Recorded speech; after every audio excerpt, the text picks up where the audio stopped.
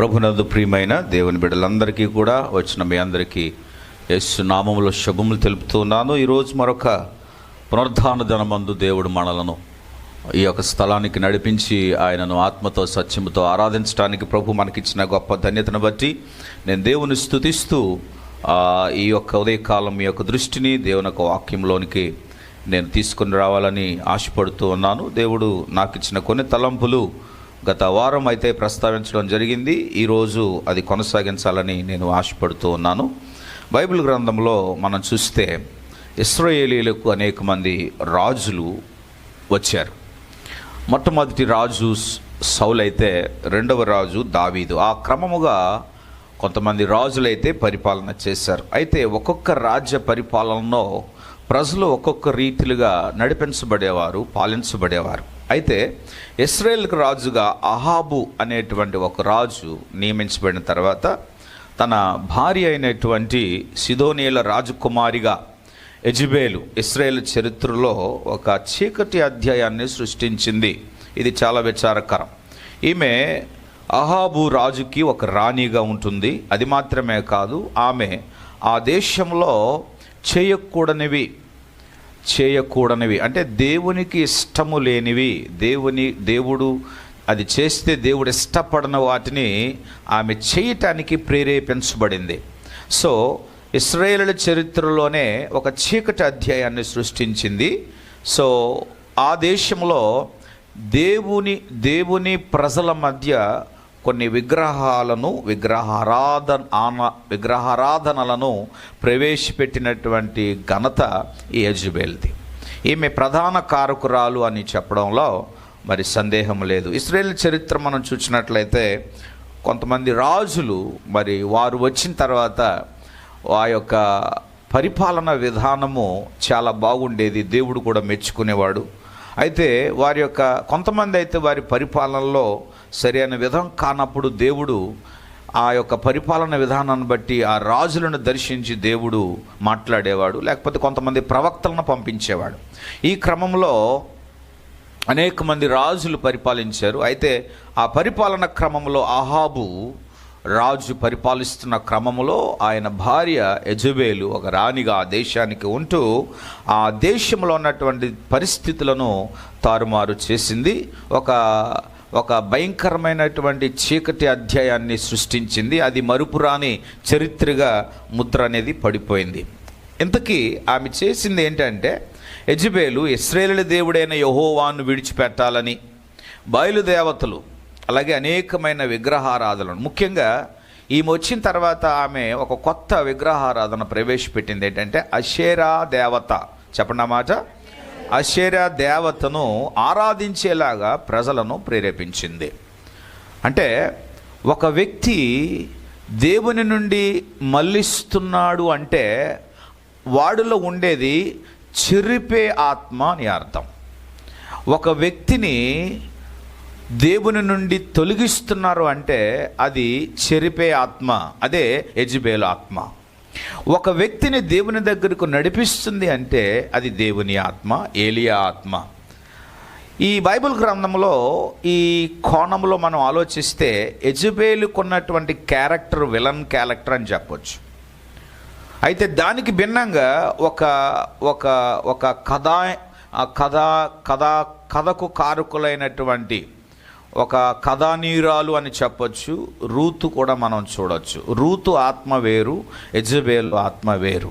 So Bible గ్రంథంలో కొంతమంది మనుషులు దేవుని చేత ఎలాగ వాడబడ్డారో, దేవుని కొరకు ఏ విధంగా వారు చేశారో, దేవునికి భిన్నంగా ఎలాగ వాడబడ్డారనేది బైబిల్ మనకు చాలా విచిత్రంగా చూపిస్తుంది. అయితే ఈ కోణంలో ఈమెకున్నటువంటి ఆత్మ, తన యొక్క ఆత్మ యొక్క క్రియలు ఎలా ఉన్నాయని మనం ఆలోచిస్తే మనం నేర్చుకోవాల్సిన ఆత్మీయ పాఠము ఎన్నో ఉన్నాయి. అయితే ఇక్కడ యెజబెలు అనేటువంటి ఆత్మ ఈమెలో ఉంది. ఓకే, వినండి. మొన్న వారం చెప్పాను యెజబెలు అంటే మర్చిపోయారా? యా, అహంకారము, మాయ, గర్వం, అహంభావము. ఓకే, తనకు తానే జ్ఞాని అని. ఓకే, సో ఈ క్రమంలో యెజబెలు చేసినటువంటి కొన్ని తప్పుడు సిద్ధాంతాలు ఏం చేసిందంటే, మొదటి రాజుల గ్రంథం మీరు చూస్తే 18వ అధ్యాయంలో మీరు స్టార్ట్ చేస్తే అక్కడ ఆమె తన సొంత డబ్బులంటే సొంత ఖర్చులతో ఏం చేసిందంటే 850 మంది అబద్ధ ప్రవక్తలను పోషించుకొచ్చింది. ఎంతమందిని? 850 మంది అబద్ధ ప్రవక్తలను పోషించుకొస్తూ ఉంది. ఈ అబద్ధ ప్రవక్తలు ఎందుకు అంటే, దేవునికి విరోధముగా, దేవుడైన యెహోవాకు విరోధముగా దేవుని ప్రజలందరి మధ్య వారు పనిచేయాలి అని. ఒక విధంగా చెప్పాలంటే మతోన్మాదులు అని చెప్పొచ్చు. ఇప్పుడు మతోన్మాదులు చాలామంది పేటీఎం బ్యాచ్గా పనిచేస్తున్నారు. యేసు ప్రభు వారంటే అదని ఇదని ఈరోజు నానా రకాలైనటువంటి ఆ మాటలు మాట్లాడుతున్నారు. ఇవన్నీ కూడా యేసు ప్రభు చెప్పినవే. అబద్ధ బోధకులు వస్తారు అంటే వీళ్ళే. అంటే ప్రభుకి విరోధంగా మాట్లాడిన వారందరూ కూడా అబద్ధ బోధకులే. వారు బయటవారు కానివ్వండి, లేకపోతే వారు దేవుని బిడ్డలే కానివ్వండి. ఈ అంత్య దినాలలో దేవునికి విరోధంగా, దేవుని మీదకి విరోధంగా మాట్లాడే వారందరూ అబద్ధికులు. సాక్షాత్తు ఆదిలోనే అపవాది ఏదేనులో ఆదాము అవ్వలకు దేవుని మీదే ఆమె ఒక నింద వేసింది, దేవుని మీదే ఒక అబద్ధం చెప్పింది. కనుక ఆ అబద్ధ ఆత్మ అనేది ప్రియులారా దేవునికి విరోధంగా ప్రారంభము నుండే పనిచేస్తుంది అనేది మనము గ్రహించాలి. కనుక ఈరోజు ఈ యొక్క యెజబెలు యొక్క ఆత్మ ఎలాగా దేవుని ప్రజలలో పనిచేసింది అంటే, మొదటి రాజుల గ్రంథం 18వ అధ్యాయం 19లో మీరు చూస్తే ఈమె తప్పుడు సిద్ధాంతాలు అంటే అషీరా దేవతను ఆమె ప్రవేశపెట్టి మనుషుల యొక్క జీవితాలలో కలవరాన్ని పుట్టించింది. ఈ విగ్రహారాధన ఎందుకంటే నిజదేవుణ్ణి దూరం చేయటానికి. ఈ విగ్రహారాధన ఎందుకు అంటే సాక్షాత్తు దేవుని ప్రజలైన యెహోవా యొక్క దృష్టిని మళ్లించటానికి ఈమె ప్రవేశపెట్టింది. కనుక విగ్రహారాధన చేసేవారందరూ ఎవరికి దూరంగా ఉంటారు? దేవునికి దూరంగా ఉంటారు. అందుకే విగ్రహారాధన పాపము అని దేవుని యొక్క వాక్యము నొక్కి చెప్తుంది. వాక్యం చెప్తుంది, ప్రభు అంటాడు, నేను తప్ప వేరొక దేవుడు మీకు లేడు, ఉండకూడదు, మీరు చేసుకొనకూడదు, నేనే మీ దేవుడును అని దేవుడు అంత బలముగా రోషముగా చెబుతున్నప్పుడు అపవాది ఈరోజు అనేక మందిని లేవనెత్తి దేవునికి విరోధంగా. కనుక యెజబెలు ఆత్మ అప్పటి కాలము నుండి ఇప్పటి వరకు బహుబలంగా పనిచేస్తుంది అనేది మనము గ్రహించాలి. కనుక ఇంతకీ ఈమె ప్రవేశపెట్టినటువంటి ఈ విగ్రహారాధన ఏంటి అంటే, దేవుని కంటే ఎక్కువగా సాక్షాత్తు సృష్టికర్తైన దేవునికి విరోధముగా ప్రవేశపెట్టిన సిద్ధాంతాలు. చెప్పాలి అంటే సిద్ధాంతాలు అంటే ఆచారాలు, మూఢనమ్మకాలు, సాంప్రదాయాలు. ఇవి ఈరోజు ప్రజలు ఏమైపోయారంటే వీటి చుట్టూ కూడా అలమటించబడ్డారు, వీటన్నిటిని అల్లుకున్నారు.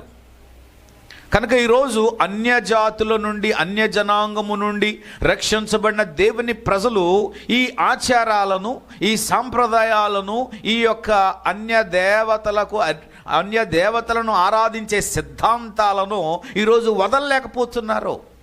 యెజబెల్ ఆత్మ ఈరోజు క్రైస్తవులలో బలంగా పనిచేస్తుంది. ఎలాగా? క్రైస్తవులే కానీ మాకు ఈ కులము ఉండాలి, క్రైస్తవులే కానీ లోకాచారాలు మేము చేయాలి, లోక మర్యాదలు మేము చేయాలి అనేటువంటి ఆలోచనలతో బ్రతుకుతున్న ఉదంతం ఈరోజు క్రైస్తవ ప్రపంచంలో ప్రియులారా ఉంది. ఇది యెజబెలు ఆత్మ. ఒకసారి ప్రభు నమ్మిన తర్వాత అవన్నీ కూడా ఒట్టివి అని వాక్యం చెప్తున్నప్పుడు, అవన్నీ కూడా వ్యర్థమైనవి అని వాక్యం చెప్తున్నప్పుడు, అవన్నీ కూడా మూఢనమ్మకాలు అని వాక్యం బోధిస్తున్నప్పుడు, అవన్నీ కూడా ఆచారాలు సాంప్రదాయాలని వాక్యం చెప్తున్నప్పుడు, ప్రభు యొక్క రక్తములో కడగబడి ఆయన యొక్క బలను ఆస్వాదిస్తూ కూడా ఈరోజు మనము ఆ ఆచారాలను అనుసరిస్తున్నాము, ఆ ఆచారాలలో నిమగ్నమై ఉన్నాము అంటే ఏ ఆత్మ పనిచేస్తుంది? ఆలోచించండి. వాక్యము పరిశుద్ధమైనది. క్రైస్తవులు ఈరోజు ముహూర్తాలు చూడట్లేదా? చూస్తున్నారు. ఈరోజు పసుపు నీళ్లు నెత్తుల మీద పోసుకోవట్లేదా వివాహాలకు? ఈ ఆచారము ఎక్కడి నుండి వచ్చింది? ఇది నేను తప్పు అనట్లేదు. ఆచారాలు. ఎవరి మర్యాదలు ఇవి? లోక మర్యాదలు. లేనివి పుట్టించి ఈరోజు మనుష్యులను దేవుని యొక్క చిత్తము నుండి, దేవుని మాట నుండి డైవర్ట్ చేయటానికి చేస్తున్న ఆత్మే యెజెబెలు ఆత్మ. పర్వాలేదండి, చేసుకోవచ్చండి, పర్వాలేదులేండి, కట్టుకోవచ్చండి, పర్వాలేదులేండి, ఆ పని చేయొచ్చు, ఈ పని చేయొచ్చు అని ఈరోజు కాంప్రమైజ్ అయ్యేటువంటి క్రైస్తవ లోకంలో మనం బ్రతుకుతున్నాం. అందుకే యెజెబెలు ఆత్మ ఏం చేస్తుందంటే లోబడదు. యెజెబెలు ఆత్మ పెత్తనము చేస్తుంది. యెజెబెలు యొక్క ఆత్మ అహంకారము, గర్వముతో నడుస్తుంది. కనుక దేవుని బిడ్డలైన మనం గమనించాలి. ఈ మాట ఈరోజు మనం వింటున్నాము. మనలో అలాంటి బయటికి కనబడలేని విగ్రహాలు ఏదైనా మనలోనికి ప్రవేశించాయా? కనబడే విగ్రహాలను ఆరాధించేవారు అనేకులు ఉండగా, రక్షించబడిన దేవుని జనాంగములో బయటికి కనబడని విగ్రహాలు మనలోనికి వచ్చాయా? విగ్రహారాధికులు అనగా దేవుని కంటే ఎక్కువగా ప్రేమించేవారే విగ్రహారాధికులు. దేవుని కంటే ఎక్కువగా ప్రేమించేవారే విగ్రహారాధికులు. ఒక విగ్రహం వెనక ఒక దురాత్మ ఉంటుంది. అది ఏ విగ్రహమైనా. మనుషుడి రోజు కల్పించి సృష్టిస్తున్న ప్రతి విగ్రహం వెనక ఒక దురాత్మ ఉంటుంది. దేవుడు ఖచ్చితంగా చెప్పాడు, నేను తప్ప వేరొక దేవుడు మీకు లేడు, కనుక నన్ను ఆరాధించేవారు ఆత్మతోనూ సత్యముతోనూ ఆరాధించాలి, కానీ నెవర్ కీప్ ఎనీ ఆబ్జెక్టివ్. కనుక ఆత్మ ద్వారానే నువ్వు ఆరాధన చేయాలని దేవుడు చెప్తున్నాడు. కనుక యెజెబెలు యొక్క ఆత్మ ఎలాంటిది? విగ్రహారాధికులు. మేము విగ్రహారాధన చేయట్లేదండి, మేము ఏ బొమ్మ పెట్టలేదండి, మేము దేనికి కూడా మొక్కట్లేదండి మీరు అనుకుంటున్నారు. వాస్తవమే. కానీ బయటికి కనబడని విగ్రహాల కంటే బయటికి కనబడలేని విగ్రహాలు మనసులో ఉన్నాయి కదా, హృదయాలలో ఉన్నాయి కదా. అలా చేయాలి కదండి, ఇలా చేయాలి కదండి అని. ఈరోజు దేవుని వాక్యము కంటే ఏది ఎక్కువ కాదు. దేవుడే వాక్యం. వాక్యము కంటే ఏది ఎక్కువ కాదు. వాక్యమే నీ చేతులకు కట్టుకోవాలి, వాక్యమే నీ నుదుటికి పెట్టుకోవాలి, వాక్యమే నీ గృహములో ఉండాలి, వాక్యమే నీ ఊరి గౌనులలో ఉండాలి. వాక్యమే అది దేవుడై ఉన్నాడు గనక వాక్యము కలిగి ఉండాలి. అంతేగాని వాక్యానికి బదులు వేరే మనస్సు నీకు ఉందంటే అది విగ్రహారాధన, అది యెజెబెలు ఆత్మ. అలాంటి ఉండటం వలన చాలా ప్రమాదం. మొన్న నేను నర్సీపట్నంలో ఒక కాటేజ్ మీటింగ్లో మాట్లాడుతూ సందర్భానుసారంగా ఈ ముక్కు పడక గురించి మాట్లాడాను. ఈ ముక్కు పడకలు ఈరోజు ఎక్కువయ్యాయి. లేని కన్నాలన్నీ పెట్టుకుంటున్నారు. అందులో చాలామంది వింటున్నారు. సాక్షాత్ ఈ ముక్కు పడక దేనికి పెడతారంటే, ఆది కాలంలో ఒక బలి పశువు, ఒక పశువును బలిగా అర్పించటానికి చిన్నప్పటి నుంచే ఆ బలి పశువుకి ఏం చేస్తారంటే ఒక ముక్కు పడక పెడతారు, ఒక గుర్తుగా. ఇక్కడ కానీ. అది చూసిన వారు అందరూ ఏమంటారంటే, ఇది బలికి సమర్పించుకున్నారు, సిద్ధపడతా ఉంది కనుక దీని జోలికి పోకూడదు. కనుక వారు చూచిన వారు అందరూ కూడా దాని జోలికి పోరు. ఒక సంవత్సరం వచ్చినప్పుడు, లేకపోతే 2 సంవత్సరాలు వచ్చినప్పుడు, అంటే దానికి సమయం వచ్చేటప్పుడు, అది ఒక స్థితికి వచ్చిన తర్వాత దాన్ని తీసుకొని వస్తారు. అందువలన అది బలి ఇవ్వటానికి వస్తుంది. అది బలి ఇవ్వటానికి వచ్చినప్పుడు వారు దేనికి పెడతారంటే సూచన, బలి పశువు ఇది.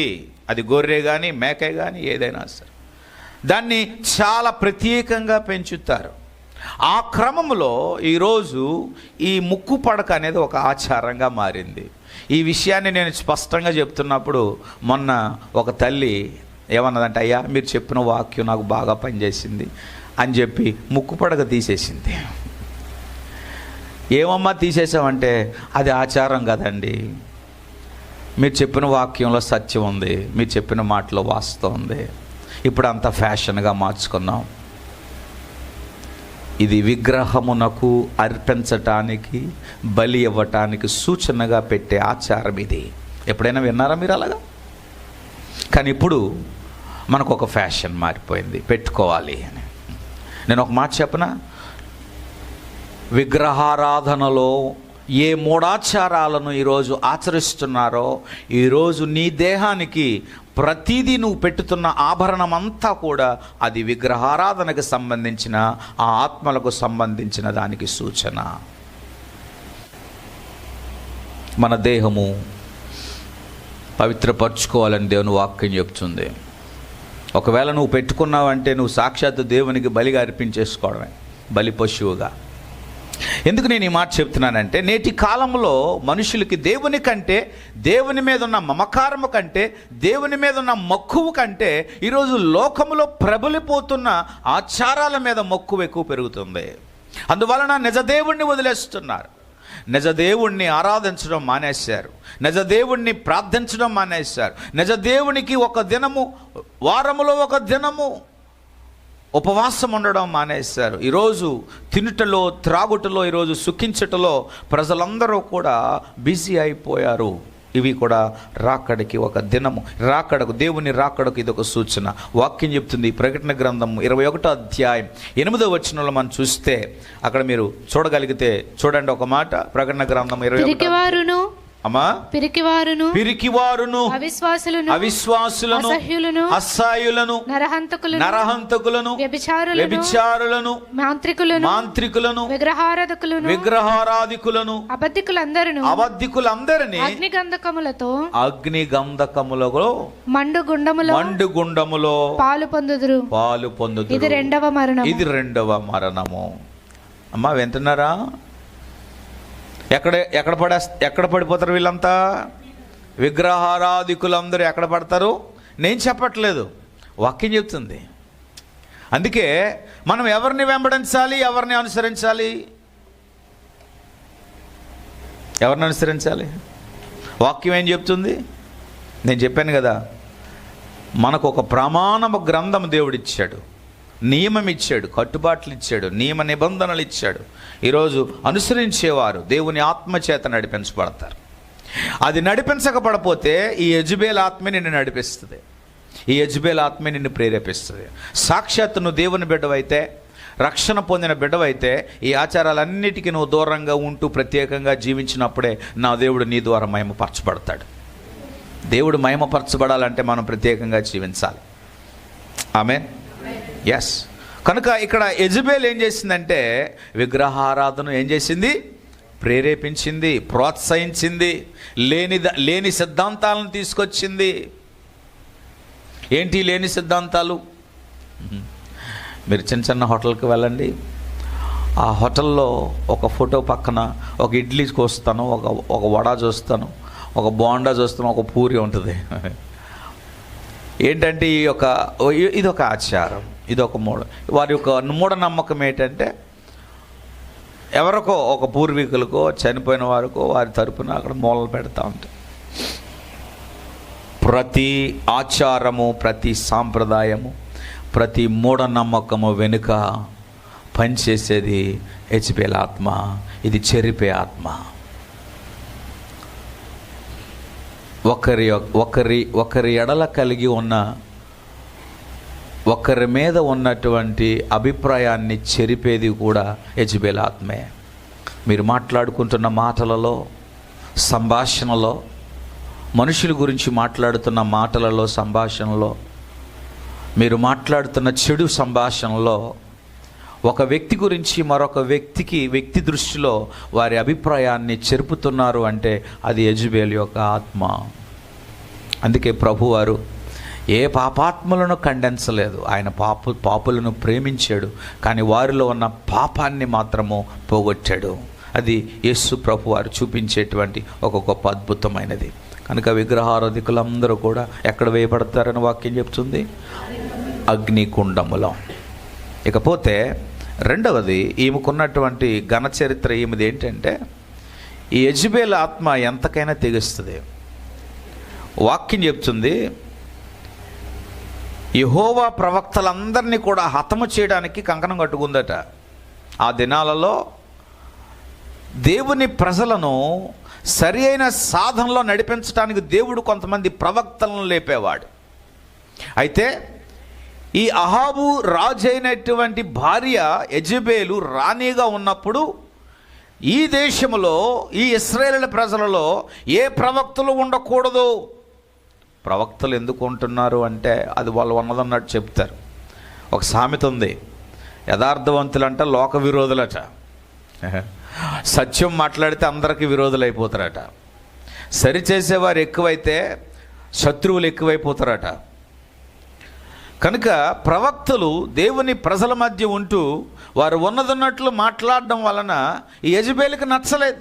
అందువలన ఈ ప్రవక్తలందరినీ కూడా తీసేయాలి అని పగబెట్టుకుంది. దైవజనుల మీద పగబెట్టుకుంటే అది మహాశాపము కదా. ప్రవక్తల మీదే ఈమె పగబెట్టుకుంది, వారిని అంతము చేయాలి అని. అందునిమిత్తమే అందులో భాగంగా ఏలియా ఒకడు. ఏలియా గారు కర్మేలు కొండ మీద ప్రవక్తలను ఓడించినప్పుడు ఆమె ఏం చేసిందంటే, ఈ 850 మంది ప్రవక్తలను ఓడించినప్పుడు ఈ యెజబెలుకి తెలిసిన తర్వాత ఈ ఏలియాను చంపదలిచింది. దైవజను మీద పగబెట్టుకుంది. ఆ భయంకరమైన శపథం చేసింది, నేను నిన్ను అంతం చేస్తానని.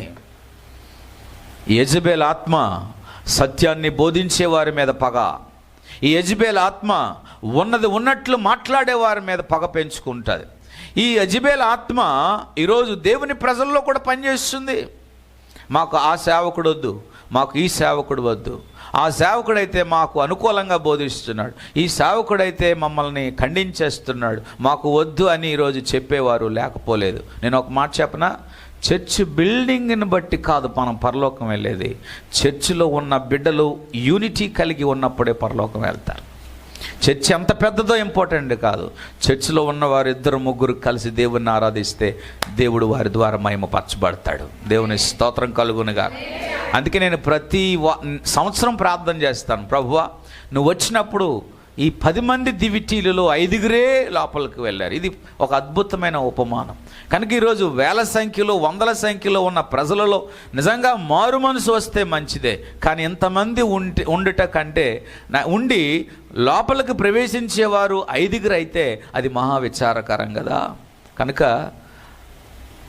నీ సన్నిధిలో నేను అడుగుతున్నాను, ఈ దివిటీలు కలిగిన వారు, చమురు కలిగిన వారు, ఆసక్తి కలిగిన వారు, ఆరాధికులు, నిన్ను ప్రేమించేవారు, నీ వాక్యానుసారంగా అనుసరించే క్వాలిటీ వాళ్ళని మాత్రమే నిలబెట్టమని ప్రతి సంవత్సరం నేను ప్రార్థన చేస్తూ ఉంటాను. అది నాకు అలవాటైంది. చాలామంది అడుగుతూ ఉంటారు, ఎంతమంది ఉన్నారా, ఎంతమంది అన్నారా. ఎంతమంది పెట్టుకోవడం అది బిజినెస్ కాదు, కొద్దిమంది ఉండడమే దేవుని సేవ. కొద్దిమందితోనే వాక్యానుసారంగా వారిని సరిచేయడమే నిజమైన సేవ. ఆధిపత్యం చేయటానికి కాదు, వారిని దేవుని కొరకు తయారు చేయడం అనేదే దేవుడు నాకు పెట్టినటువంటి దర్శనం. కనుక గమనించాలి, ఈ దైవజనుల మీద పగబెట్టుకునే ఈ ఆత్మ యెజబెలుది. సాక్షాత్తు దేవుని యొక్క ప్రవక్తలను అంతం చేయాలని, ఆఖరికి 850 మంది బాలు ప్రవక్తలను ఓడించినటువంటి ఏలియాను అంతము చేయాలనేటువంటి పగ పెట్టుకుంది ఈ యెజబెలు. గమనించాలి, ఇంతకీ ప్రవక్త అయిన ఏలియా ఏం చేశాడు? తప్పేమైనా చేశాడా? పాపం ఏమైనా చేశాడా? దూషించాడా? ద్వేషించాడా? ఎవరిని ఏ విధంగా అనలేదే. దేవుని పక్షాన్ని నిలబడ్డాడు, ప్రభు పక్షాన్ని నిలబడ్డాడు. ఎందుకంటే వారు దేవుని ప్రజలు. దేవుని పక్షాన్ని నిలబడి దేవుడు ఏం మాట్లాడమంటే అదే మాట్లాడాడు కదా. దేవుడు ఏం మాట్లాడమంటే అదే బోధించాడు. అది యెజబెలు ఆత్మ కలిగిన వారికి అర్థం కాదు.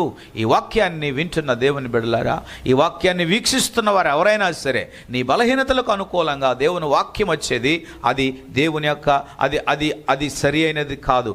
దేవుని యొక్క వాక్యము నిన్ను సరి చేయగలిగినది, నిన్ను బాగు చేయగలిగినదే దేవుని వాక్యం. వాస్తవాన్ని మాట్లాడేది దేవుని ఆత్మ, సత్యాన్ని బోధించేదే దేవుని ఆత్మ. ఈరోజు దేవుని యొక్క బిడ్డల మీద, బోధించే వారి మీద, లేక సేవకుల మీద, దైవజనుల మీద నువ్వు పగబెట్టుకుంటే, నువ్వు వారికి విరోధంగా నువ్వు మాట్లాడితే, వారికి విరోధంగా నువ్వు సనుక్కుంటే, వారికి విరోధంగా నీవు మాట్లాడితే, వారికి విరోధంగా నువ్వు జీవిస్తే, నీ ప్రవర్తనలో కానీ, నీ మాటలో కానీ, నీ క్రియలో కానీ వారికి విరోధంగా కనబడితే అది దేవుడు సహించువాడు కాదు. అభిషక్తులు ఎవరో, దేవుని చేత వాడబడేవారు ఎవరో నువ్వు గ్రహించినప్పుడు దేవుడు నిన్ను చూచివాడై ఉన్నాడు. సాక్షాత్తు ఏలియా దేవుని చేత నియమించబడినటువంటి ప్రవక్తను పగపెట్టుకుంది. దైవజనుడైన ఏలియా మీద పగపెట్టుకోవడం వలన దేవుడు చూచాడు. కనుక ఈరోజు దేవుని బిడ్డలు గమనించాలి, సత్యాన్ని బోధించే వారి మీద ద్వేషింపజేస్తుంది అపవాది. ఉన్నదన్నట్లు మాట్లాడే వారి మీద అపవాది ఏం చేస్తాడంటే ద్వేషింపజేస్తాడు. ఈరోజు చాలామంది చర్చిలో, సంఘాలలో మీరు చూడండి, ద్వేషం అనేది ఈరోజు ఎక్కువగా ఎవరి మీద అపవాది కలిగిస్తాడంటే సేవకుల మీద. ఎందుకంటే వారు ఉన్నదన్నట్టు మాట్లాడతారు కనుక, ఉన్నదన్నట్లుగా వాక్యాన్ని మాట్లాడే వారి మీద ద్వేషం కనుక.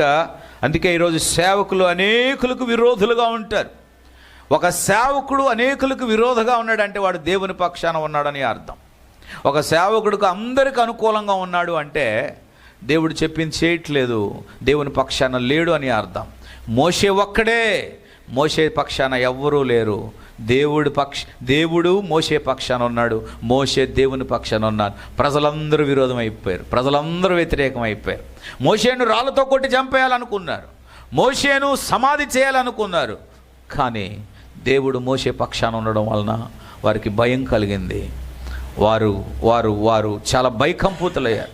మోషే యొక్క ముఖము చూచినప్పుడు దైవత్వం కనబడింది. మోషే ముఖం చూచినప్పుడు, ఆయన మాటలో కమాండ్, ఆజ్ఞ కనబడినప్పుడు వారు చాలా భయముతో బ్రతుకుతున్నారు. అందుకే దేవుని బిడ్డలారా, ఈరోజు నువ్వు దేవుని బిడ్డవని ఎవరైనా గట్టిగా కుక్కలాగా అరిస్తే వారిని వ్యతిరేకించడానికి నీలో దైవ శక్తి ఉండాలి. అది ప్రార్థనా శక్తి ఉన్నది, నీ మీద అభిషేకం ఉండాలి. ఎందుకంటే అది దేవుని యొక్క శక్తి ఉన్నది. కనుక రక్షించబడిన ప్రతి ఒక్కరిలో కూడా అన్యుల వలె వారితో సమానులుగా కాక మనం ప్రత్యేకంగా జీవించినప్పుడు దేవుని యొక్క అభిషేకం నీ మీదకు వస్తుంది.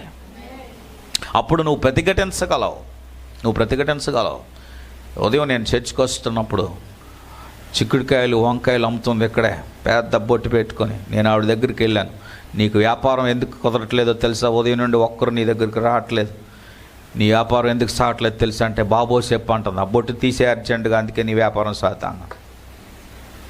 అలా చూస్తున్నా నాకు దేవుడు ఆవిడతో పలకమన్నాడు, పలికేశాను.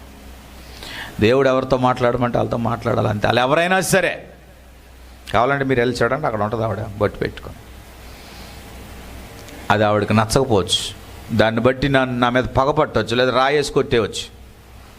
కానీ దేవుని పక్షాన మాట్లాడేవారు అలాగే మాట్లాడాలి. అలాంటి మాట్లాడగానే అధికారము, ధైర్యము నీకు రావాలి అంటే నువ్వు దేవునితో ఏమై ఉండాలి? వాళ్ళు ఏమనుకుంటారో, వాళ్ళు ఏమవుతారో, అలాంటి ఏమంటారంటే అర్థం ఏంటో తెలుసా? పిరికితనం. నీలో దేవుని శక్తి లేదు, నీలో దేవుని ధైర్యము లేదు, నీలో దేవుని వాక్యం లేదు, నువ్వు దేవునితో ప్రార్థన చేయట్లేదు, నీవు విలీనం అయిపోతున్నావు. ఎవరితో? అన్యులతో. నువ్వు ప్రత్యేకంగా బ్రతకాలి అంటే దేవుని అభిషేకం కావాలి. ఆ అభిషేకంతో నువ్వెవరినైనా సరే ప్రతిఘటించగలవు, ఎందుకంటే నువ్వు దేవుని బిడ్డవు గనుక. ఆమె హల్లెలూయా. నువ్వు అలా ప్రతిఘటించు, నెక్స్ట్ టైం నీ జోలికి రారు, నిన్ను దేనికి పిలరు.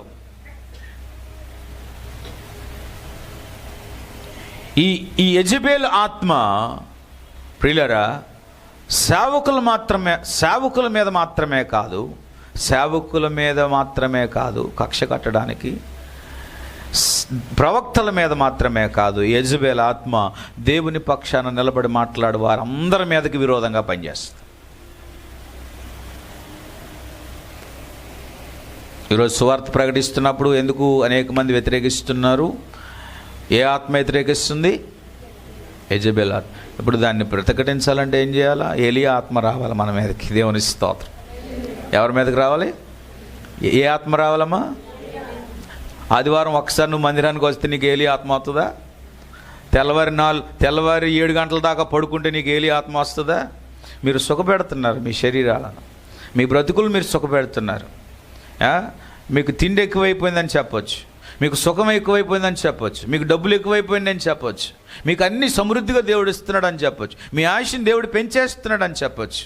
కానీ దేవుని కొరకు మీరు ప్రయాసపడలేకపోతున్నారు. వాక్యం చెప్తుంది నీ శరీరము నల్లగా కొట్టబడాలి. ఏం చెప్తుంది? శరీర క్రియలన్నీయు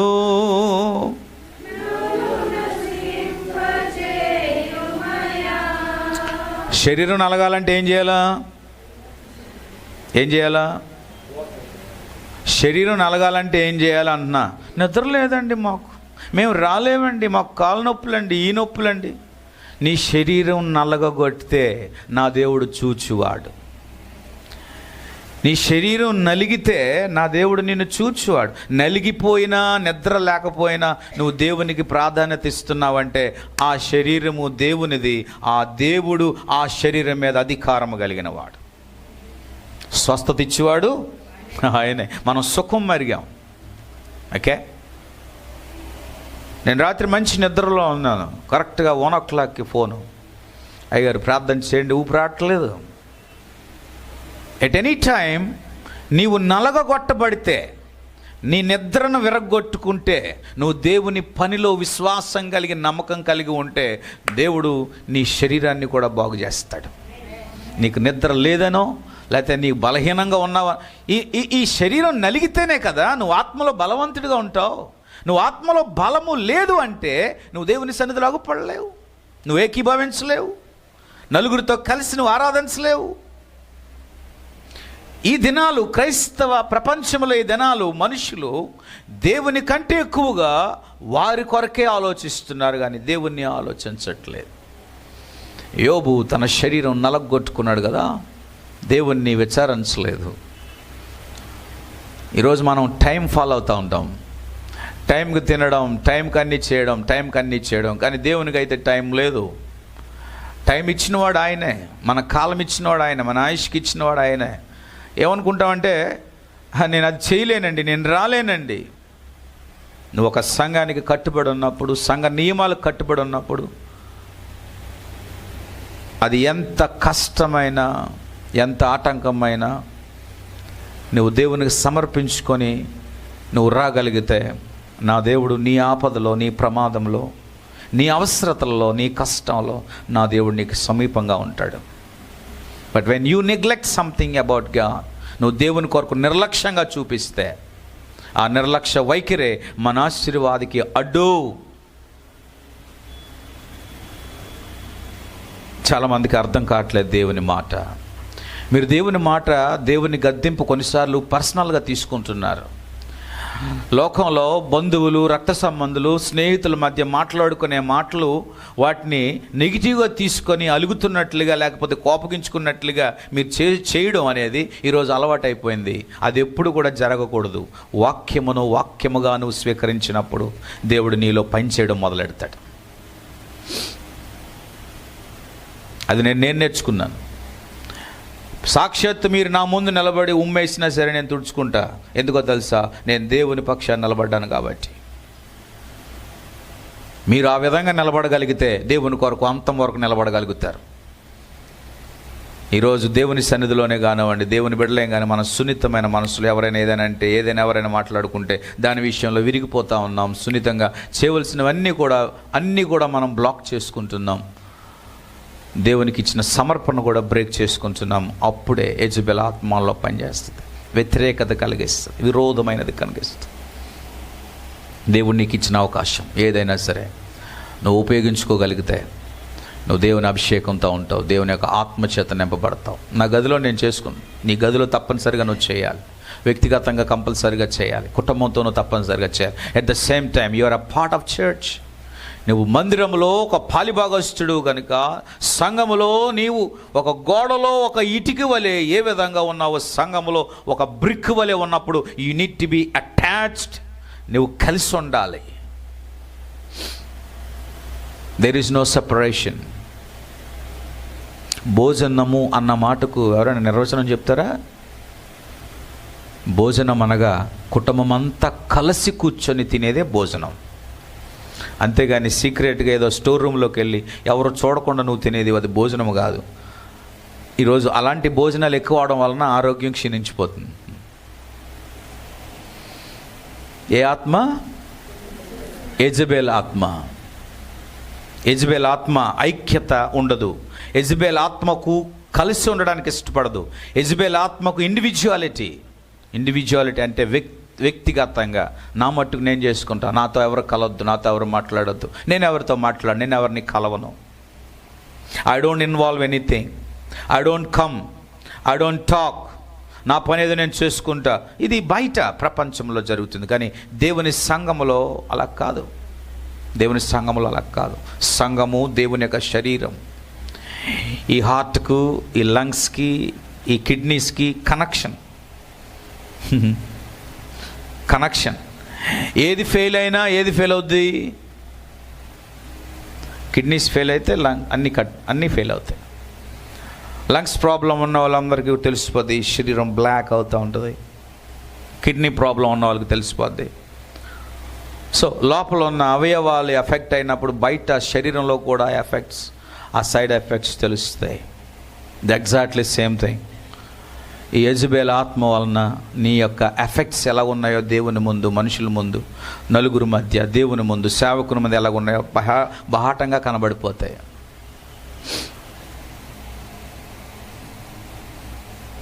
ఏ ఆత్మ? ఇది ఉండాలా ఉండకూడదా? ఉండకూడదంటే ఏం చేయాలి? యువర్ కనెక్షన్ విత్ గాడ్, నీ సంబంధం దేవునితో సరిగ్గా ఉన్నప్పుడు నువ్వు అందరితో సమానంగా ఉండగలుగుతావు. నీ సంబంధమే దేవునితో సరిగ్గా లేకపోతే నువ్వెవరితో సమానంగా ఉండలేవు. దేవుని ప్రేమ. నిన్న మొన్న వ్యాలంటైన్స్ చేశారా? నిన్న చాలామంది గ్రీటింగ్స్ అని ఇదని ఎవడు కనిపెట్టాడు, కానీ అదంతా కూడా వ్యాపారానికి మొదలెట్టారు తప్ప అది నిజమైన ప్రేమ లేదు. నేను ఒక మాట చెప్పనా? వాక్యం చెప్తుంది, నిన్ను వలే నీ పొరుగువాన్ని ఆజ్ఞ ప్రేమించమని చెప్పింది దేవుని యొక్క ఆజ్ఞ. దేవుడు అన్నాడు ప్రేమించమన్నాడు. ఓకే, దేవుడు అన్నాడు ప్రేమించమన్నాడు. ప్రేమించడం దేవుని ఆజ్ఞ అయితే నువ్వు ప్రేమించకపోవడం కూడా అతి పెద్ద పాపమే. అంతే కదా?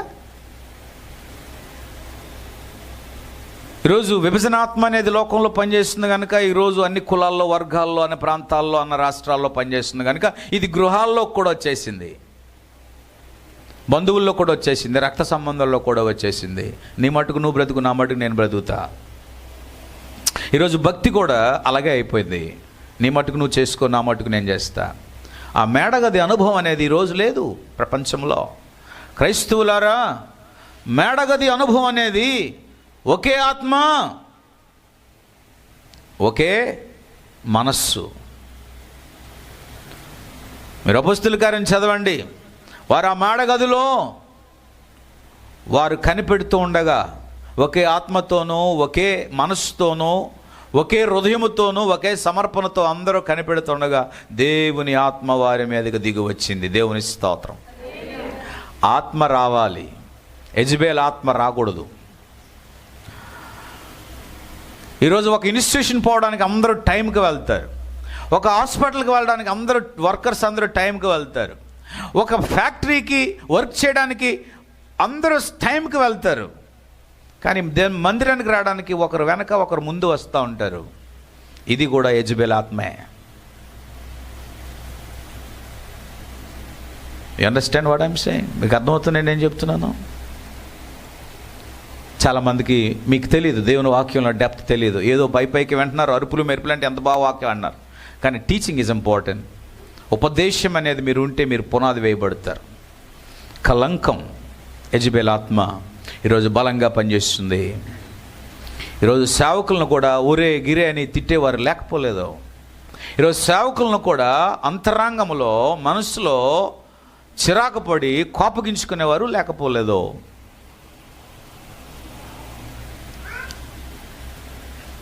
దేవుని ఆత్మ వారి పక్షాన ఉంటుందని నువ్వు మర్చిపోవద్దు. యెజబెల్ ఆత్మ పగపట్టే ఆత్మ. ఒక సహోదరుల మధ్య విరోధమైన మనస్తత్వం కూడా యెజబెల్ ఆత్మే. ఈరోజు ఈజీగా ఈ ఆత్మ ఏం పనిచేస్తుంది తెలుసా? ఈజీగా ఒకరికి చెడు గురించి మాట్లాడే ఆత్మలు ఎక్కువ పనిచేస్తుంది. ఇది యెజబెల్ ఆత్మ. ఒక వ్యక్తి గురించి చెడుగా మాట్లాడే ఆత్మ యెజబెల్ ఆత్మ. ఒక వ్యక్తి గురించి మంచిగా మాట్లాడేది దేవుని ఆత్మ. ఏ ఆత్మ మనం కలిగి ఉండాలి? ఏ ఆత్మ మనం కలిగి ఉండాలి? దేవుని ఆత్మ. యెజబెల్ ఆత్మ ద్వేషించేది, యెజబెల్ ఆత్మ విడగొట్టేది. యెజబెల్ ఆత్మ ఒకరి మీద ఉన్న మంచి అభిప్రాయాన్ని చెరిపేది. యెజబెల్ యొక్క ఆత్మ దేవుని నుండి ఒక వ్యక్తిని దూరపరిచేది. యెజబెల్ ఆత్మ సహవాసాన్ని చెడగొట్టేది. ఇది యెజబెల్ ఆత్మ. ఈరోజు సహవాసాలు ఎన్నో ఉన్నాయి, కానీ దేవుని కొరకు ఆత్మలను సంపాదించే పని మాత్రం లేదు. చాలా సహవాసాలు ఈ చుట్టుపక్కల మనం చూస్తున్నాం. చాలా చర్చెస్ అనేది వచ్చేసాయి. చర్చిలు ఎక్కువైపోయాయి, పాస్టర్ గారు ఎక్కువైపోయారు, కానీ there is no soul winning. The fellowships are more, but there is no soul winning. రక్షించబడేవారు లేరు, కానీ సంఘాలు ఎక్కువయ్యాయి. బోధించేవారు ఎక్కువ ఉన్నారు, కానీ చెడిపోయేవారు అతి ఎక్కువగా తయారయ్యారు. యెజబెల్ ఆత్మ స్పిరిచువల్గా పొల్యూట్ చేస్తుంది. ఆధ్యాత్మికమైన పొల్యూషన్ ఆల్రెడీ వచ్చేసింది. మనస్తత్వాలను పొల్యూట్ చేసేటువంటి ఆత్మ బలంగా పనిచేస్తుంది. ఒక వ్యక్తి మంచిగా ఉందిరా బాబు, మంచిగా ఎదుగుతుంది, మంచిగా ఆత్మీయంగా ఉంది, అందరికీ మాదిరికరంగా ఉంది అని అనుకుంటూనే యెజబెల్ ఆత్మ వాళ్ళని చెరిపేస్తూ ఉంటుంది. పర్వాలేదు, ఈ వ్యక్తి బాగానే స్థిరపడ్డాడు, ఈ వ్యక్తి బాగానే మందిరానికి వస్తున్నాడు అని అనుకున్నంతలోనే యెజబెల్ ఆత్మ పనిచేస్తుంది. అందుకే ఈ యెజబెల్ ఆత్మ మనలోనూ మన కుటుంబాల్లో పని చేయకుండా ఉండాలి అంటే మనం ఎక్కడ కనబడాలా? గట్టిగా చెప్తారా? ఎక్కడ కనబడాలి? మీరు ఎప్పుడు కనబడుతున్నారు?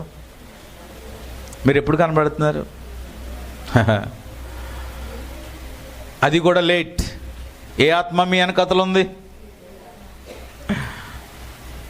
ఏ అనుభవం రావాలి మనకి? మేడగది అనుభవం. మేడగది అనుభవం మీకు తెలుసా? మేడగది అనుభవం తెలుసా? చదివారా బైబిల్? మేడగది అనుభవం అంటే ఏంటి? అపోస్తలుల కార్యం 2వ అధ్యాయం. ఏంటి ఆ మేడగది అనుభవం? ఏది ఆ మేడగది అనుభవం? ఈరోజు సంవత్సరాల తరబడి, ఈరోజు నువ్వు రక్షించబడి సంవత్సరాలు అయ్యాయి, నువ్వు రక్షించబడి 20 సంవత్సరాలు అయిందో 30 సంవత్సరాలు అయిందో తెలియదుగా, నాకు కావాలి ప్రభు అని అడుగు. దేవుని యొక్క ఆత్మ ద్వారా వాక్యం నీకు దేవుడు అర్థమయ్యేటట్టుగా చేస్తాడు. అందుకే వాక్యం చెప్తుంది లోకసు వార్తలో, దేవుని వాక్యమును మంచి మనసుతో వినాలి. ఏ మనసుతో? మంచి మనసుతో వినాలి. రూతు ఆత్మ లోబడే ఆత్మ, రూతు ఆత్మ నమ్మకం కలిగిన ఆత్మ, రూతు ఆత్మ కృప కలిగిన ఆత్మ. దేవునికి మహిమ కలుగును గాక. రూతులో ఉన్న ఆత్మ దేవుని అధికారాన్ని గౌరవించేది. ఒకరికొకరు గౌరవించుకోవడం, ఒకరికొకరు ఏం చెప్పుకోవాలి మనం? అందరూ చెప్పండి. వాక్యం భక్తుడైన పౌలు ఏమంటున్నాడు? ఒకరికొకరు మీరు ఏం చెప్పుకోవాలా? మీరు చెప్పుకుంటున్నారా? అలాగా ఎవరైనా వందనాలు చెప్తే మీరు మనస్ఫూర్తిగా చెప్తున్నారా, లేకపోతే ఆఫ్గా చెప్తున్నారా? సరిచేయాలి, సరిచేయబడాలా. ఈ ఆత్మ ఒకరికి మనస్ఫూర్తిగా వందనాలు చెబుతున్నారు అంటే వారిలో దేవుని ఆత్మ ఉంది. నువ్వు కూడా మనస్ఫూర్తిగా చెప్పు. మీరిద్దరూ మనస్ఫూర్తిగా వందనాలు చెప్పుకోవడం వలన ఎవరు మహింపరచబడుతున్నారు? యాస్. మొన్న వారం నిరంజన్ గారు చెప్పిన అద్భుతమైన సాక్ష్యం నిజంగా నా హృదయాన్ని కదిలించేసి, వండర్ఫుల్ టెస్టిమనీ. వందనములో ఒకరు వందనాలు చెప్పుకోవాలి. నీ మనసులో ఏమీ లేనప్పుడు అవతల వ్యక్తి నీకు వందనాలు చెప్తే, ఒకవేళ అవతల మనసులో ఏది ఉన్నా సరే అది వాళ్ళు దేవునికి తీర్పు తీర్చుకుంటారు, దేవుడు వారికి తీర్పు తీరుస్తాడు. నువ్వు మాత్రం దేవుని పక్షాన్ని నిలబడమే. భక్తుడైన పౌలు అంటాడు, నేను యేసుక్రీస్తుని బట్టి నేను మిమ్మల్ని బ్రతిమలాడుచున్నాను. ఆమేన్. హల్లెలూయా, హల్లెలూయా. రూతు ఆత్మ నిన్ను బహుమానము దగ్గరికి నడిపిస్తుంది. యెజబెల్ ఆత్మ నాశనానికి నడిపిస్తే రూతు ఆత్మ ఎక్కడ నడిపిస్తుంది? బహుమానము. అందుకే మనము బహుమానము దగ్గరికి రావాలి. మనుషులు ఇచ్చే బహుమానము కాదు, మనుషులు మెచ్చుకునే గొప్ప మెప్పు కాదు. ఓకే. ఈరోజు మనుషులు ఏంటంటే ఒకలాగా ఉంటారు, ఇంకొకలాగా ఉంటారు. ఒకరోజు ఒకలా ఉంటారు, ఇంకొక రోజు ఒకలా ఉంటారు. మంచిగా కొంతమంది మాట్లాడారు, కొంతమంది సంతోషంగా, కొంతమంది ఇదేంటంటే భావోద్రేకాలు అంతే. మానవుల్లో ఉన్న బలహీనతలు ఏంటంటే భావోద్రేకాలు. ఈ భావోద్రేకాలు ఆత్మీయ జీవితంలో పనిచేయవు. ఆత్మ ప్రేరణ ఇదే దేవుడు కోరుతున్నాడు. ఆమె కనుక యెజబెల్ ఆత్మ ఉన్నట్లయితే అది దూరపరచాలి అంటే వారానికి ఒక పూటో నెలకి 24 గంటలో నువ్వు ఉపవాసం చేయి. నెలకు 24 గంటలు ఉపవాసం చేస్తే దేవుడు నీ బాడీని కూడా స్వస్థపరుస్తాడు. నీ ఆయుష్ పెరుగుతుంది నెలకు 24 గంటలు కానీ ఉపవాసం చేస్తే. వారానికి ఒక పూట ఉపవాసం చేసినా నీ ఆరోగ్యం మెరుగుపరచబడుతుంది. ఈ ఉపవాస దీక్షతో నువ్వు దేవుని సన్నిధిలో రావాలా. నీ ఇంటి దగ్గర ఉపవాసం చేయడం కాదు. నేను ఉపవాసం ఉన్నాను చెప్పి బట్టలు ఈ బట్టలు అన్నీ ఉతుక్కోవడం కాదు, లేకపోతే ఎండి చేపలు పులుసు ఇది పెట్టుకోవడం కాదు. నువ్వు ఉపవాసం చేస్తున్నావు అంటే ఎక్కడికి రావాలి? దేవుని సన్నిధిలో ఉండాలి. దేవుని నువ్వు తీసుకున్న సమర్పణ అది రెగ్యులర్గా నువ్వు చేస్తూ ఉండాలి. మనుషులను బట్టి రావద్దు. మనుషులు బట్టి వస్తుంది నీకు ఆశీర్వాదం కాదు. నువ్వు వస్తున్నావా, నేను రావట్లేదు, అయితే నేను రావట్లేదు, నో, అది ఆశీర్వాదం కాదు. నువ్వు రావాల్సింది ఎవరి కొరకంటే, yes lord I'm coming to you, నేను వస్తున్నానయ్యా. ఈరోజు కూడా నాకు ముగ్గురున్న వాక్యం నేను యథార్థంగా చెప్తాను, అది నాకు అలవాటైంది. ఈరోజు మనుషులు రాలేదు కదా, ఏం వాక్యం చెప్తాను, నేను క్లోజ్ చేస్తే రేపొద్దున దేవుడు నాకు లెక్క. 100 మంది ఉన్న ఒకటే అలాగే చెప్తాను, ముగ్గురు ఉన్న అదే చెప్తాను, ఎక్కువ 1000 మంది ఉన్న అదే నేను చెప్తాను. ఎందుకంటే అది నేను అలవాటు చేసుకున్నాను అలాగా. దేవుని ఆత్మ ఏం వచ్చారులే, ఎవరు రాలేదు కదా, ఎవరు వెళ్ళరేమో. నువ్వు అలాంటి ఆత్మ, నువ్వు అలా మనసు కలిగి ఉంటే యెజబెల్ ఆత్మ నేను రూల్ చేస్తుంది. ఈరోజు ఆదివారం వెళ్ళొద్దులే, ఎవరు రారు. ఈరోజు శుక్రవారం వెళ్ళొద్దులే, 4-5 వస్తున్నారు అంతే. నో, ఇందాక మనం వచ్చేదాం తెలుసా, ఒంటరి వాడే. సౌలుకి ఎన్ని వేలు, దావీదుకి ఎన్ని వేలు చెప్పండి. సౌలుకి ఎన్నమ్మా? సౌలుకి కొన్ని అయితే దావీదుకి. అక్కడ సౌలు ఏమయ్యాడు? చాలా అసూయపడ్డాడు.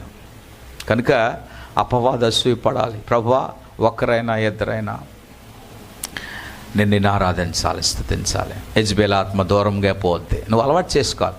నువ్వు రాను నీ వయసు పెరుగుతున్న కొలదే, నువ్వు ఆత్మీయతలో నువ్వు వాక్యం వింటున్న కొలదే, నువ్వు దేవుని సన్నిధిలో మెచ్యూరిటీ పెరుగుతున్న కొలది, నువ్వు సీనియర్ అవుతున్న కొలది యెజబెల్ ఆత్మను నువ్వేం చేయాలంటే పారద్రోరాలి. కానీ నేటి దినాల్లో ఎలాగొస్తుందంటే యెజబెల్ ఆత్మతోనే బతుకుతున్నాం మనం. ఓకే, శరీరం లేగలేకపోతున్నామండి అని, నిద్ర లేదండి, నెలలేకపోతున్నామండి. యేసు కొరకు, యేసు ప్రభు కొరకు, నీ భక్తి కొరకు, నీ ఆత్మీయ జీవితం కొరకు నల్లగా కొట్టబడాలి.